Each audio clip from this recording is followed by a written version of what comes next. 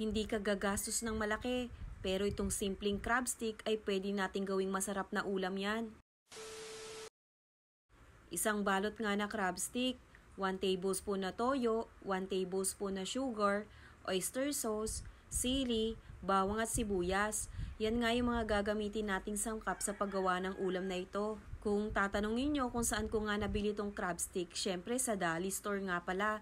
Pinakamura kasi sa kanila. Kung walang Dali Store dyan sa inyo, ay pwede kang bumili ng crab stick sa palengke. Pwede rin sa mga grocery kagaya ng Pure Gold, All Day, Robinson at kung ano-ano pa. Kung gusto mo naman yung original talaga na crab meat ay pwede naman. Kaya lang syempre mas mahal yun at syala ang presyo nun. Pagkatapos kong ambalatan lahat itong crab stick ay palalambutin ko nga pala ito saglit. Kumuha na nga ako ng kawali at nilagyan ko nga lang ng konting tubig. Huwag nyo naman sobrang i-overcook ha. Yung saktong pagkakulo lang ng tubig ay okay na. At ito namang bawang at sibuyas ay hihiwain ko na din. Kayo na lang bahalang tumansya kung gaano kadaming sibuyas at bawang gusto nyong ilagay. Then siling green na lang yung ginamit ko, hindi na ako gumamit ng siling labuyo. Para sakto lang yung anghang niya. Napakuluan ko na nga ng bahagya itong crab stick kaya hahanguin ko na nga ito then hihimay-himayin ko na nga. Kayo nang bahala sa paghihimay.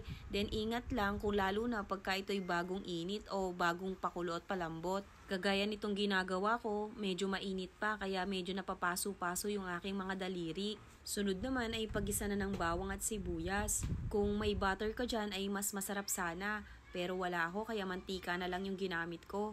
Pag lumabas na yung aroma ng ating sibuyas, bawang at sili ay okay na yan. Saka mo naman ihalo na yung mga iba pang sangkap, kagaya nitong toyo, oyster sauce, at huwag mo kakalimutan yung asukal na magpapabalanse nga pala sa lasa nito. Pag palagay mo na nakala mo ay nagluluto ka ng adobo na ang kulang na lang ay suka, halu-haluin mo lang hanggang sa matunaw na yung asukal at ma-well combine na siya.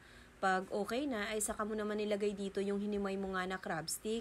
Mekos-mekos lang din hanggang sa makut na ng maayos itong ating hinimay na crab stick.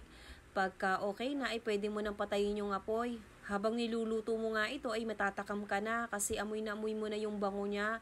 Lalo pa siguro pagka dinamihan mo pa nga ito ng sili. Sigurado pag natikman mo tong recipe na ito, ay uulit-ulitin mo ang pagluluto ng ganito. Pwede mo siyang ulamin sa kanin at pwede mo rin tong ipalaman sa tinapay. Panalong-panalo ang lasa nito. Kahit nga yung manginginom sa kanto, ay siguradong magugustuhan ito.